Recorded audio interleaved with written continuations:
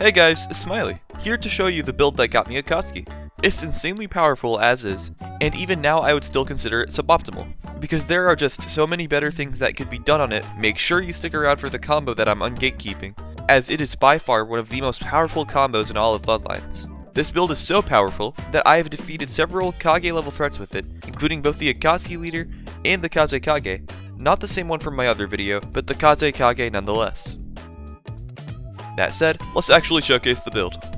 So for starters, the 4 paths I'm using are Greatsword, Lightning, Stamina, and Fruit. After hearing that last one, you're probably wondering why the hell I got Fruit Path of all things. And the answer to that is really simple, as it comes down to just 2 things. You see, going Fruit Path gives you access to more cooking recipes, the important ones in our case being Ball of Soups and All-Star Fruit Bowls. Ball of Soups provide a multiplier of 2 to your health regeneration for about 10 seconds, which, on its own, doesn't really do much. Since most players only have 1 HP regeneration a second, it effectively only gives you 10 extra HP over time on use. But the caveat to that is, it is a multiplier that can be stacked with other sources of health regeneration, such as additional regen provided by Zetsu being on grass, and from wearing bio armor, both of which are also part of this build. Stacking these buffs yields a total of about 1.3 HP a second without Ball of Soup, and 2.6 HP a second with Ball of Soup, but we can take things even further than that, through the use of Zetsu's one and only skill, Burrow. You see, while using Burrow, you gain both additional chakra and health regeneration, a pretty sizable amount at that. Your HP regen goes from about 1 a second to about 3 a second,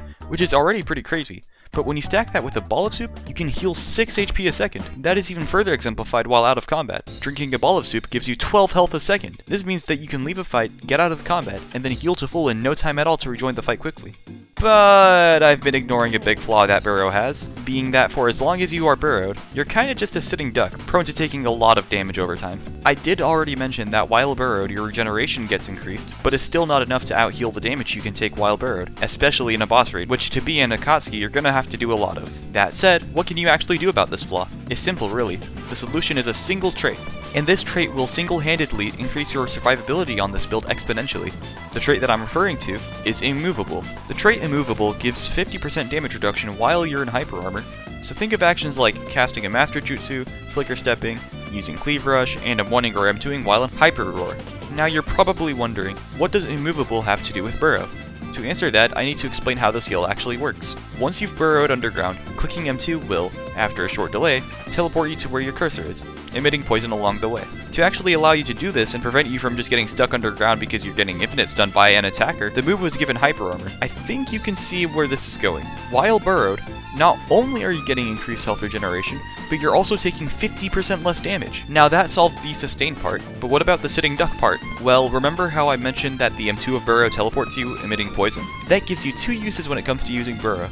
Gaining distance or doing damage. The first part is pretty self-explanatory, but that last part sounds weird, doesn't it? If it only emits poison while TPing, how can you really damage your opponent? You see, when you are burrowed, players typically begin to viciously attack you in an attempt to force you out of your burrow, which you can very easily use to your advantage. What you can do is wait for them to come close to you, and then teleport onto the same spot, releasing 2 clouds of poison. And I'm not exaggerating when I say this, the damage that a single poison cloud does is no fucking joke. Each hit deals 20 damage, along with applying the poison status effect for extra damage over time. If your opponent is not careful, this can chunk their HP very fast. With the teleport having a cooldown of 5 seconds in combat, you can continue to teleport as they try to attack you, dealing huge damage to them in the process. So to summarize, while being burrowed, you are taking 50% less damage, regenerating a good amount of HP, which can be synergized with Fruit Path, and dealing heavy damage to unsuspecting aggressors. And that's all purely from Burrow, making you an absolute unit as a Zetsu. I honestly could have abused Burrow a lot more than I did on my journey to Akatsuki. But enough about Burrow. Before I move on to the next part of the build, I'll quickly go over All-Star Fruit Bowls. As many of you already know, an All-Star Fruit Bowl can be obtained from a non-repeatable quest, which, upon consumption, restores all of your health and food, and is supposed to restore all of your chakra, but it's just bugged right now, I think. Anyways, Fruit Path actually gives you the ability to cook these, though it costs a life root with each one you make. Now that might make it sound not worth it, but what you gotta understand about All-Stars is, if you're trying to go for a rank like Anbu, Akatsuki, etc., being saved from death can provide much more value than just eating the life root after dying, because you lose quite a lot of reputation on death. Not only that, but eating an All-Star can turn the tide of a battle, allowing you to win a fight you normally would not have, giving you more reputation. I seriously can't stress how many times All-Stars have saved me from unfavorable situations and allowed me to overcome even more. The caveat to All-Stars is that you can only hold one at a time, so paired with the fact that you need an entire life root to make one, you should be playing like you only have one so that you can make the most of it in a fight, but you also shouldn't be so hesitant to use it that you end up dying, as that is ultimately worse. So that wraps up everything Fruit Path does for me in combat, so moving on to the rest of my build, a lot of people were surprised to see me using Greatsword in a meta of kunai and taijutsu users, especially with it being damn near impossible to use Greatsword to catch someone, which will seriously screw you over if you're trying to go for Akatsuki, not to mention that a lot of people just think Greatsword is weak or lacking. I'm here to tell you that that is only partially true. You see, when people hop on Greatsword, they try to play it like they're playing kunai or sword, and get frustrated when they can't win M1 trades, but that's just the wrong way to play Greatsword. There's an art to it. The best way to describe it briefly is that its art is in punishment. When you punish people, you can do a heavy amount of damage in a single interaction. But if you can't win M1 trades, even with Hyper Roar turned on, how can you punish people?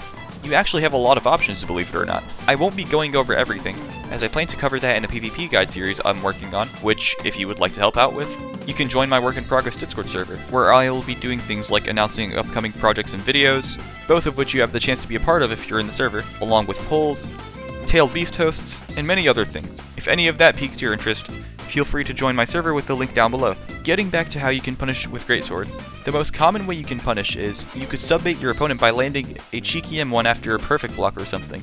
Once they've actually substituted, you can try to look for an opening to land a Mastered Lightning Strike, which is honestly a super underrated mastery from the Lightning tree, for reasons I will explain shortly. But once you actually land it, you can go for a full M1 combo which chunks their HP. Another great way to punish are your M2s. With how slow your M1s are, M2s are your best friend, especially aerial M2s. With the right spacing, you can land a lot of aerial M2s on someone anytime they approach you, chunking their HP pretty effectively, with each of your M2s doing more than 20 damage. I won't spend too much time covering this either, because that is also something I plan to break down in a PvP guide. With that said, the final way to punish that I will be sharing with you is, while your opponent is using a move, starting some hand signs, or just M1ing your block, just pop a Cleave Rush. You see, after the windup, Cleave Rush has full hyper armor, making it a great tool for interrupting someone. Not only that, but it is an insanely powerful combo tool. Yes, I am foreshadowing something. That said, I know a lot of you guys think Cleave Rush is really weak, as it is easy to PB and doesn't go that far, but the sheer value you get in actually landing it makes it ridiculously strong as a confirmer for combos. At worst, landing it lets you land a free M2, which, without the right timing, can get you PB'd, and at most, you can confirm an entire Chibaku Tensei. You heard that right. You can confirm an entire Chibaku Tensei with Cleave Rush. That said, some other options you have with it are to use a hand stun, in my case Chidori, ragdoll like Twin Flame, Fireball, Smoldering, etc. The jutsu you use does not even have to be mastered, which is insane. You know what, speaking of Cleave Rush, it's about time I showcased that combo, isn't it? Confirming a Chibaku is nothing compared to what I'm about to show you. The devs made a big mistake not nerfing Wind Ailment for this long. If this doesn't get it nerfed, I don't know what will.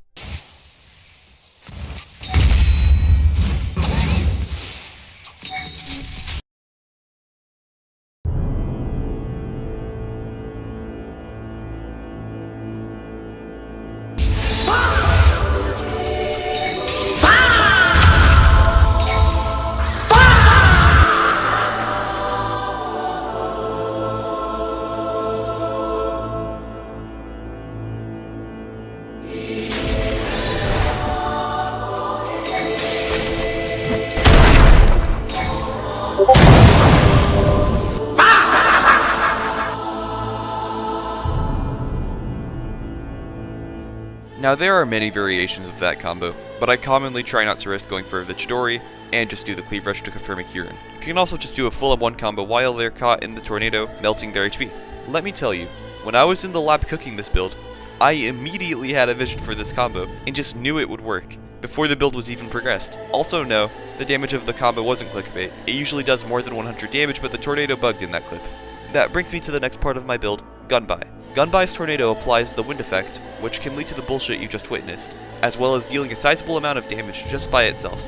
Now it does need some way to confirm it if your opponent is not an idiot who walks into the tornado. Some ways are M1s, or as shown in the clip, a Lightning Strike. Speaking of Lightning Strike, as showcased, my choice of Master Jutsu is Lightning Strike. At a base, it is an AoE that, after a short delay, detonates on the area you aimed it at. It takes shield, making it very strong for pressuring someone's guard to block break them, and it has a pretty sizable stun, enough to confirm GSM once. When it is mastered, it detonates even faster, making it nearly impossible to escape without dashing, meaning that after someone dashes, you can catch them with a lightning strike and there is nothing that they can do about it. Overall, I would consider lightning strike an A tier master jutsu. Now as for my modes of choice, this part will address the earlier problem of chasing with greatsword.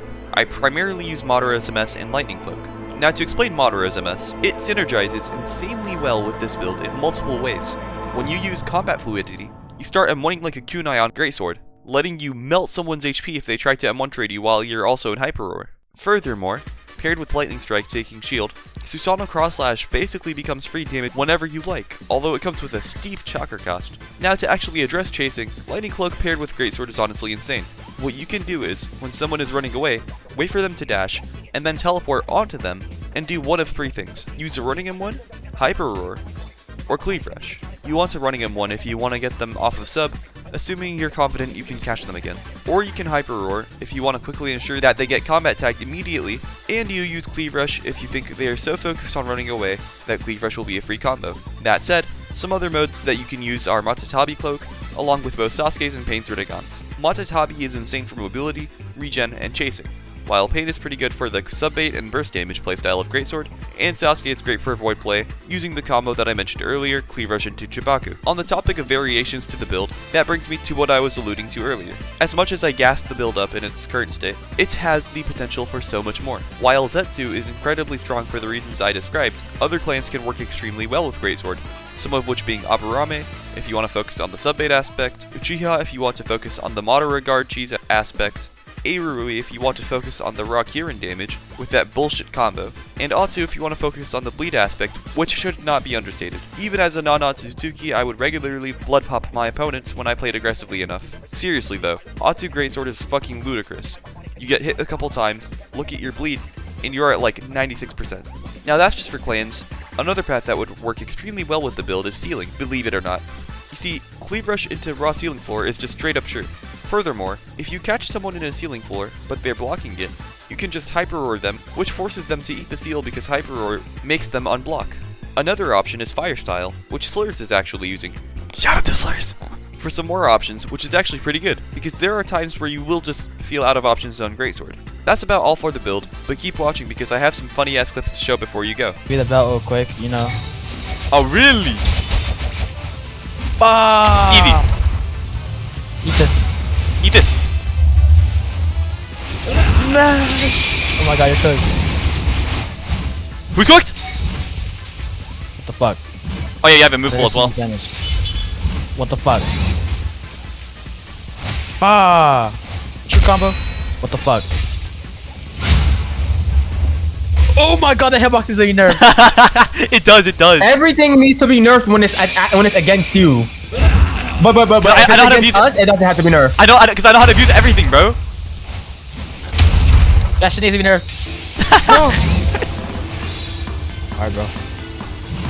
You don't play passive enough against me, bro.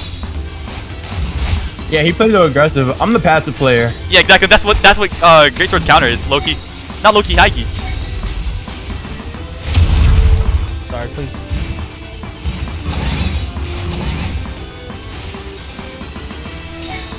Dash backwards. You thought you had aura? Ooh, thought you had shit. aura? Easy. I guess. Somebody blood pop. Him. I'm still like full. You're lying, bro. In Mumbai, you're full. You're full HP Mumbai too. I was like basically full. Oh yeah, this thing is just like spinning and shit. Yep. Did that catch him? Nah, unfortunately none of them hit. Easy. Yeah, eat that. Alright, I got another off. I'm going off. Oh, I thought I timed it. Yo! Okay, I was expecting you here. Holy shit. Yo! Hey, you got that, boy.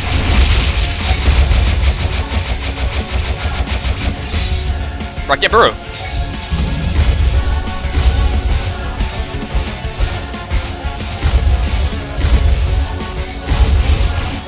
Oh shit!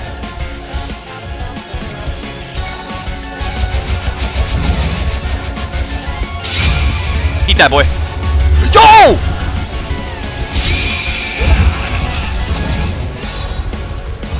Eat that. No! GG's! It's never GG's because I am a. Did he just say he's atomic? I think so. Who do you think you are? Oh shit. Bro thinks he's in the Kagado. I won't lose. You're not, bro. You're not Akaza. Just die, bro. Now word. I can't move. Goodbye. Please eat this. Eat this. Yes, that landed. I'm rooting for the person that's. Ooh! No! Easy! Nah, yo, Key, stop running, bro. Yo, Key, stop running, bro. No! I was full HP. I was 5 bars. You were in Mumbai. You were 5 bars.